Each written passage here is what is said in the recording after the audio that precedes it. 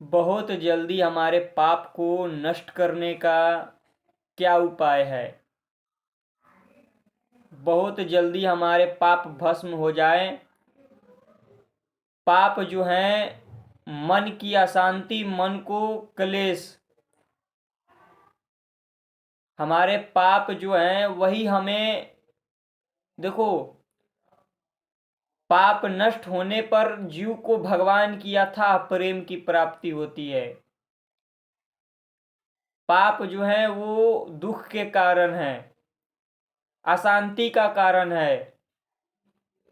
जिनका मन हृदय जलता रहता है, अशांत रहता है, जितना जिसके अंदर पाप होता है उसके अंदर उतना ही अशांति, जलन, चिंता, भय, शोक, प्रतिपल भय लगना, प्रतिपल डर लगना, भय लगना, शोक लगना, मन अशांत रहना, ये पाप के लक्षण हैं। समझो, जिसके अंदर जितने पाप भरे होते हैं उसका हृदय उतना ही जलता है, उतना ही अशांत होता है, उतना ही उसे भय, चिंता, शोक बना रहता है। यही पाप हमें दुख देते हैं। मन की शांति कैसे प्राप्त होगी? मन जो है शांत कब होगा? मन की शांति प्राप्त करने का उपाय क्या है? मन की शांति प्राप्त करने का उपाय है अपने आप को, संतों का जो कहना है कि सबसे पहले अपने आप को संतों की वाणी पर लगा दें, संतों का वचन को अपने पूर्णतः जीवन में उतार ले। जो ऐसे करते हैं, संतों की वाणी को अपना जीवन मान लेते हैं, उनका पाप बहुत जल्दी भस्म हो जाता है। जो संतों की वाणी सुनकर भी मनमानी करते हैं,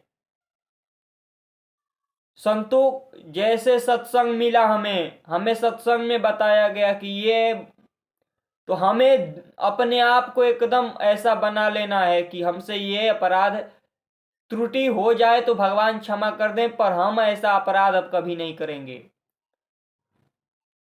और संतों की वाणी जो होती है, नाम, भगवान के नाम अगर नहीं जप पाते तो भगवान से प्रार्थना करें कि हमें ऐसा सामर्थ्य दो, ऐसा बल दो। संतों का आज्ञा, संतों का सेवा, इससे बहुत जल्दी पाप नष्ट होते हैं। एक संत थे, उनका एक शिष्य थे। शिष्य बहुत समय से उनके पास रहते, पर पास रहने पर भी जो उनके अंदर व्याकुलता प्रकट नहीं हुआ।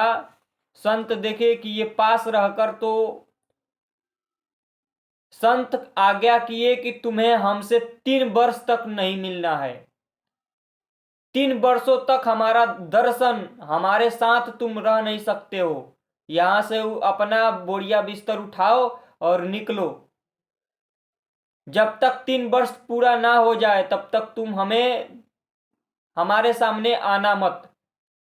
अब उस संत से उतना लगाव था उस शिष्य का कि एक पल भी उस संत के दर्शन के बिना, संग के बिना रह नहीं सकते। अब जब ये आज्ञा हुई कि तुम्हें 3 वर्ष तक अपने गुरु से नहीं मिलना है, तो वो शिष्य बहुत व्याकुल हुआ। पर आज्ञा कि हमें 3 वर्ष तक तुम हमारे साथ नहीं रहोगे, नदी के किनारे कुटिया बनाकर रहो। तो वहां 3 वर्ष तक उन्होंने आज्ञा का पालन किया, अपने गुरु से दूर रहे, कभी भी गुरु के पास नहीं आए।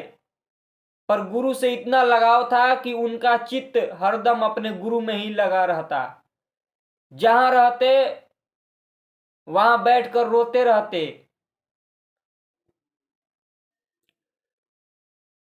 संत का आज्ञा जो होता है बहुत ही, जो अगर संतों की वाणी मान लेता है, संतों के आज्ञा पर उतर जाता है, उसका जीवन परिवर्तन होने से कोई नहीं रोक सकता, उसको भगवान तक पहुंचने से कोई नहीं रोक सकता।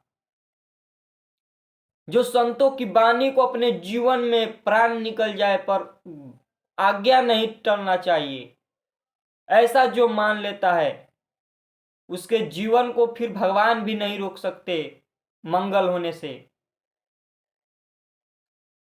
इसलिए संतों की वाणी, उनकी आज्ञा वो भगवान की आज्ञा होती है, वो खुद नहीं करता, उसमें वो भगवान ही प्रेरित करते हैं, भगवान की वाणी होती है।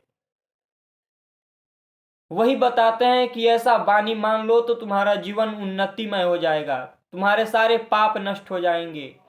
हमारे जो पाप हैं वही चिंता, भय, सुख, शोक, ये सब पाप के लक्षण हैं। मन का शांत होना, मन डिप्रेशन में जाना, ये सब पाप के लक्षण हैं। तो वो संत को आज्ञा, अपने शिष्य को आज्ञा दिए, 3 वर्ष तक शिष्य नहीं मिले, और 3 वर्ष तक उनको एक एक दिन ऐसा बीतता जैसे नजदीक रहने पर भी उनको फील नहीं हुआ। वो 3 वर्ष तक एक एक दिन अपने गुरु के वचन तो आज्ञा अब हो गई है कि 3 वर्ष तक नहीं मिलना, पर एक एक दिन उनका ऐसे बीतता जैसे लगता कि अब आज्ञा तो आज्ञा। 3 वर्ष तक गुरु के पास नहीं आए और नदी के किनारे बैठकर रोते रहते। हरदम उनका चित्त अपने गुरु में ही लगा रहता। उनका उठना बैठना, सोना खाना, हमें गुरु ने ये आज्ञा क्यों दिया, ऐसा क्यों कहा, हम हमें अपने से दूर क्यों किए, इसीलिए किए।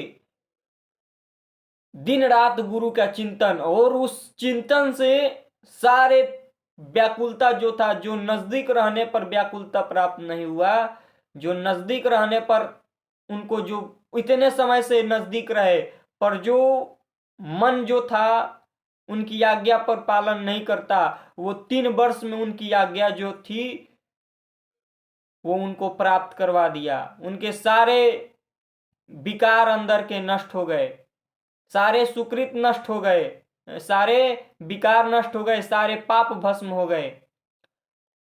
और दिन रात संतों का चिंतन, संतों का दर्शन मात्र से पाप भस्म हो जाते हैं।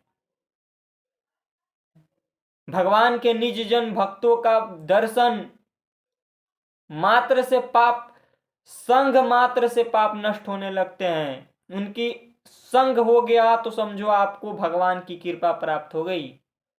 उनकी आज्ञा पालन करने लगे तो महान हो गए। उनके आज्ञा पर जीवन को लगा दिया तब तो तुमको भगवान से प्राप्त होने से कोई रोक नहीं सकता। तुम्हारे पाप नष्ट होने से अब कोई नहीं रोक सकता। मन को जलना पड़ेगा, मन को बलपूर्वक पाप नष्ट होने पर विवश हो जाएगा। तो जो संतों की वाणी को मानते हैं, संतों की आज्ञा पर जीवन को निछावर करते हैं, उन्हीं का जीवन भगवान में हो जाता है, उन्हीं का जीवन भगवान की कृपा पात्र बन जाता है। तो वो 3 वर्ष तक ना ही तो खाना पीना, उनको कुछ अच्छा नहीं लगता, दिन रात रोते रहते, और ऐसा व्याकुलता, एक एक दिन ऐसा लगता जैसे कि करोड़ों वर्ष बीत रहा है, क्योंकि गुरु का सानिध्य था, गुरु का दुलार था। अब गुरु की आज्ञा हुई कि तुम्हें मिलना नहीं है, तुम अपने आप को हटाओ हमारे पास से, बढ़िया बिस्तर बांधो और निकलो यहां से। तो संत देखते हैं आज्ञा जो होता है उनके बहुत ही विशेष आज्ञा होता है, और जो ऐसा करता है उसका जीवन परिवर्तन होने से कोई नहीं रोक सकता। 3 वर्ष में ऐसे उनको उन्नति हुई। अब फिर 3 वर्ष के बाद जब संत के पास आए तो संत से पूछे, अपने गुरु से पूछे कि आप ऐसा आज्ञा क्यों किए, आपने हमें अपने से दूर क्यों किया, हमारे अपराध क्या हैं। तो संत ने कहा कि जो कई वर्षों से तुम हमारे पास रहकर जो व्याकुलता प्राप्त नहीं हुई, 3 वर्ष में ही तुम्हें वो व्याकुलता प्राप्त हो गई, और देखो तुम भगवान के सबसे प्रिय बन गए,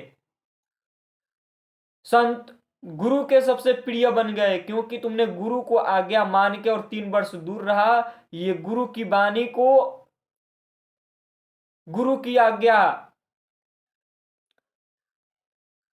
एक तो गुरु की आज्ञा का पालन और दूसरा निरंतर गुरु का चिंतन, इससे तुम्हारे सारे अंदर के क्लेशित नष्ट हो गए, और तुम्हें जो कई वर्षों से प्राप्त नहीं हुआ 3 वर्षों में प्राप्त हो गया। गुरु के वो चरणों में गिरे और फिर गुरु ने उनको अपने पास रखा। तो जो उनकी आज्ञा को मानते हैं, जो उनकी वाणी को मानते हैं, उन्हीं का जीवन परिवर्तन होता है।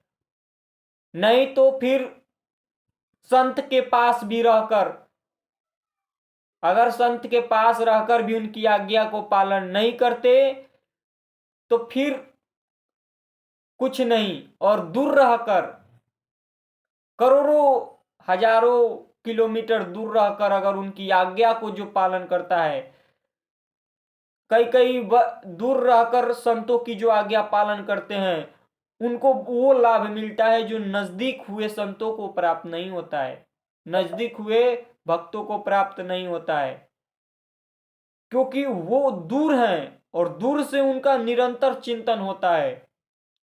जैसे आप दूर हो, आपको भगवान के धाम का निरंतर चिंतन बनता है, पर धाम में जाओगे तो वहां 2-4 दिन के बाद आपका मन, जो यहां से चिंतन बनता है भगवान के धाम का, वो जो उत्पन्न होगा, कैसे भगवान के धाम जाएं, कैसे संतों का संग मिले, कैसे संतों का दर्शन हो, कैसे हम भगवान के धाम की परिक्रमा करें, ये चिंतन जो है ये व्याकुलता उत्पन्न करता है और ये पाप को जल्दी से जल्दी भस्म करता है। जो संतों का निरंतर चिंतन करते हैं, संतों की आज्ञा का पालन करते हैं,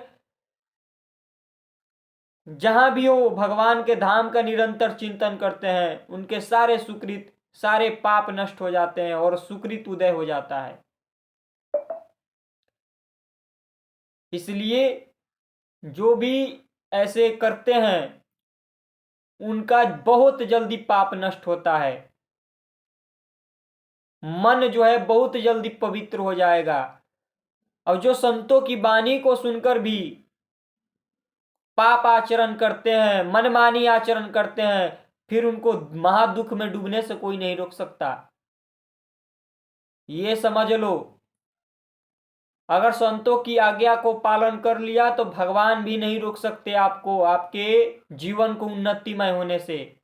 और संतों की वाणी को सुनकर उनके ऊपर दोष दर्शन करके और फिर उनकी वाणी को काट के मनमानी करोगे तो तुम्हें फिर वहीं गिरना पड़ेगा। और फिर आज्ञा जो है बहुत विशेष है, आज्ञा को पालन करो। बड़े बड़े संत का जब चरित्र देखा जाता है तो गुरु की आज्ञा होती है, उसमें गुरु के आज्ञा का उन्होंने पालन किया पूर्णतः जीवन, एक एक शब्द गुरु के आज्ञा का वो अपने डायरी में लिखते, गुरु ने क्या आज्ञा किया है, हमें किस बात का सावधानी रखना है, क्या हमारे जीवन के लिए।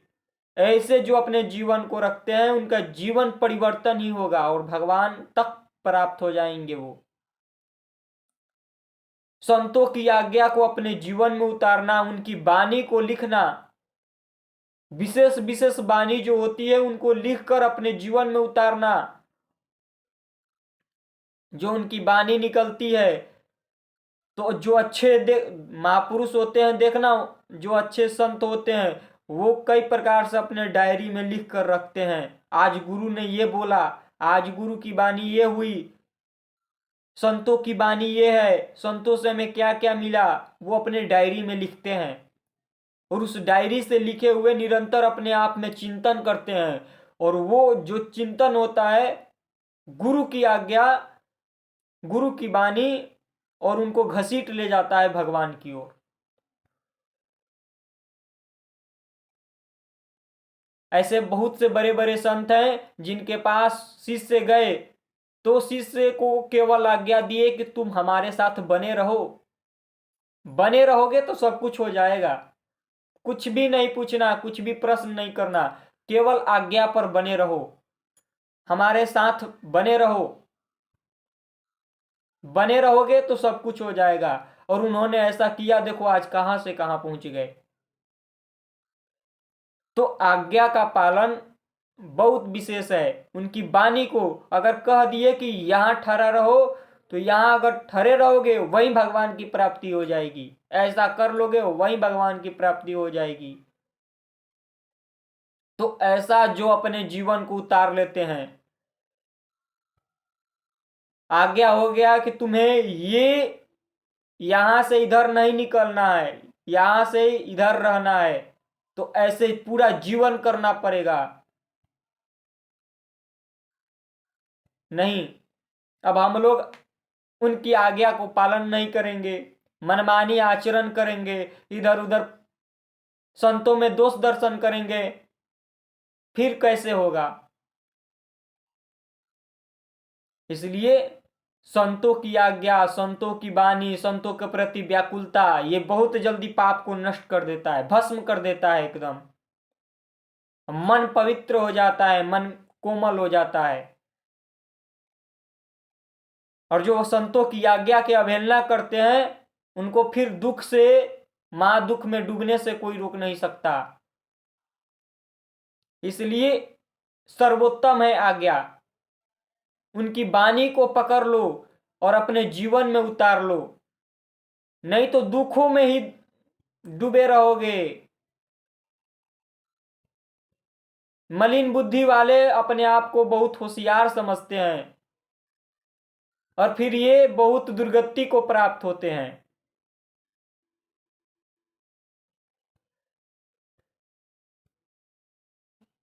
मांस खाना, दारू पीना, शराब पीना, नशा करना, व्यभिचार करना, पराई स्त्री से,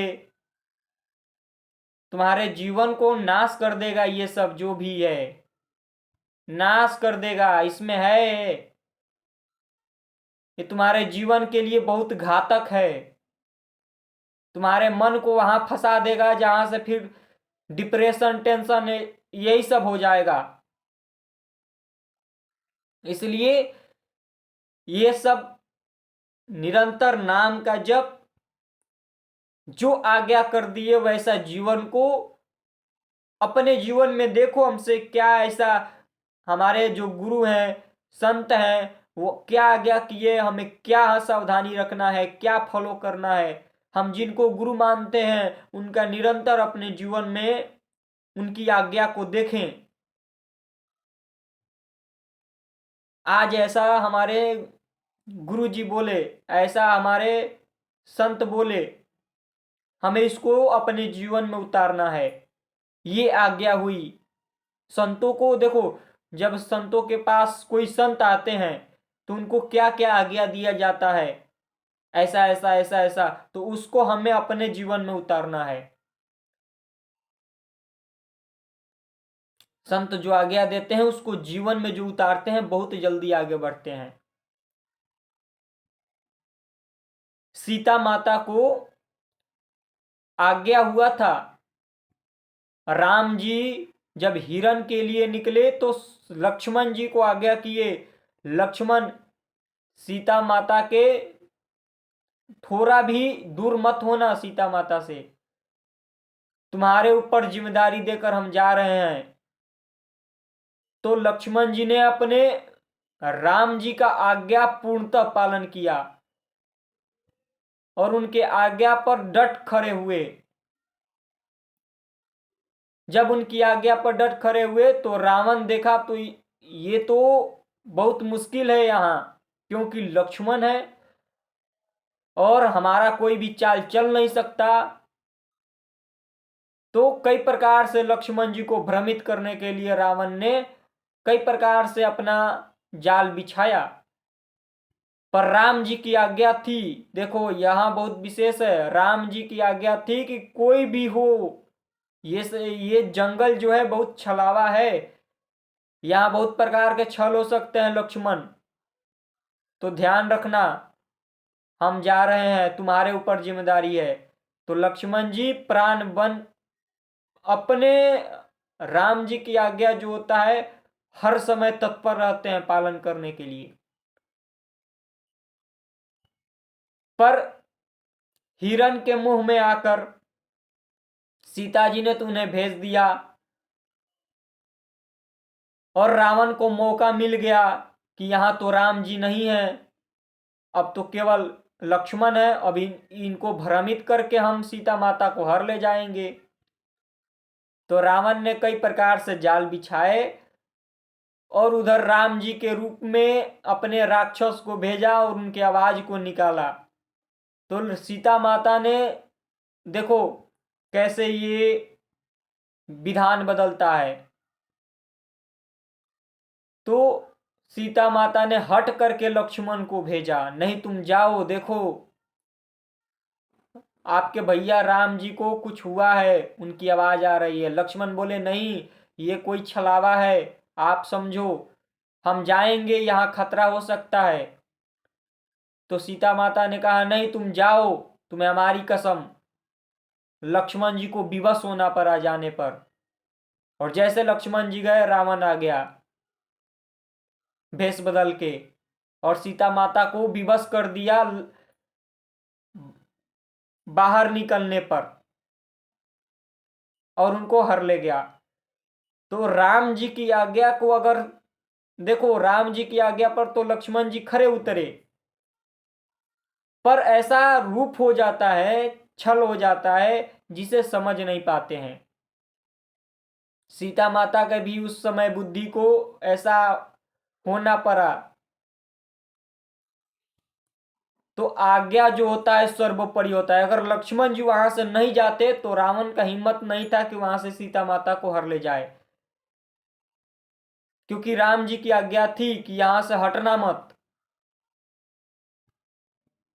और आज्ञा जो होता है, और लक्ष्मण जी बोले कि देखो खतरा हो सकता है, क्योंकि हमारे भैया राम ने कह कर गए हैं कि यहां से अगर ऐसा छलावा है आप समझो, पर नहीं। तो आज्ञा जो होता है वो सर्वोपरि होता है, कोई भी हो, शिष्य हो, कहीं भी हो, आज्ञा सर्वोपरि है। जो गुरु की आज्ञा में रहते हैं, गुरु के वचनों पर रहते हैं, उनको माया भी नहीं फंसा सकती, भगवान की माया भी उनको नहीं फंसा सकती। आज्ञा को पालन करना, माया उन्हीं को भ्रमित करती है जो गुरु के आज्ञा पर, गुरु की वाणी पर संशय करने लगते हैं, फिर भगवान की माया उनको हर ले जाती है। जैसे सीता माता को रावण हर ले गया, वैसे ही भगवान की माया आपकी बुद्धि को हर ले जाएगी और विमुख कर देगी। फिर देखो क्या क्या कितने कितने बड़े बड़े लंका में गए, कितना युद्ध हुआ, कैसे कैसे भीषण, थोड़े से समय देखो, वहां अगर लक्ष्मण जी नहीं जाते, सीता माता ऐसा नहीं कहती, तो इतना बड़ा होता ही युद्ध नहीं। पर थोड़े से आज्ञा का चूक होने के कारण देखो कितना भीषण युद्ध हो गया, कितना भीषण युद्ध हुआ, थोड़े से आज्ञा का मिस्टेक होने के कारण। तो ऐसा जो सोचते हैं कि ऐसा मनमानी करें, ऐसा संत कहते हैं ऐसे, तो फिर उनको माया ऐसे नाच नचा देती है कि फिर वो कहीं के नहीं रहते। माया जो है बहुत उनको ऐसी ऐसी फेंकती है। इसलिए आज्ञा का पालन करना, गुरु की आज्ञा, संत की आज्ञा, भगवान की आज्ञा है, वो उस आज्ञा को जो पालन करेगा बहुत जल्दी उसके पाप नष्ट हो जाएंगे, उसका जीवन मंगल हो जाएगा। अब जो पास में रहकर, उनके पास में रहकर भी पाप आचरण करे, उनकी आज्ञा को ना माने तो फिर नहीं। जो शिष्य होते हैं गुरु के लिए कितने बलिदान दिए होते हैं। गुरु की आज्ञा बहुत विशेष है। गुरु ने बोल दिया कि ऐसा करो तो ऐसा करना है, उनका जीवन परिवर्तन हो जाएगा। उनको कोई रोक नहीं सकता है भगवान से मिलने के लिए।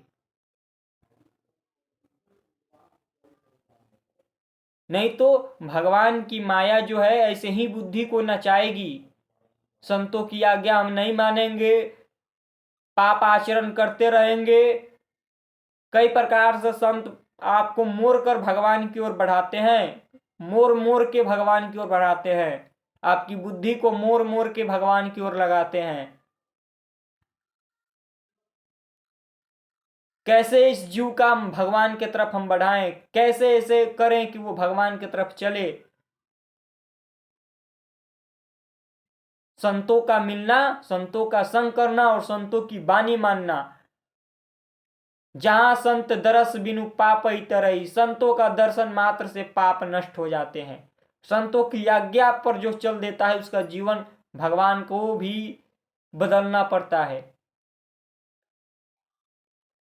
इसलिए संतों का वाणी जो होता है बहुत ही महत्वपूर्ण होता है। इसको जो अपने जीवन में उतारेंगे फिर जीवन बदल जाएगा, पाप सारे नष्ट हो जाएंगे, मन जो है पवित्र हो जाएगा। आज्ञा, इस आज्ञा को अपने जीवन में उतारना प्रतिपल। जय श्री राधे।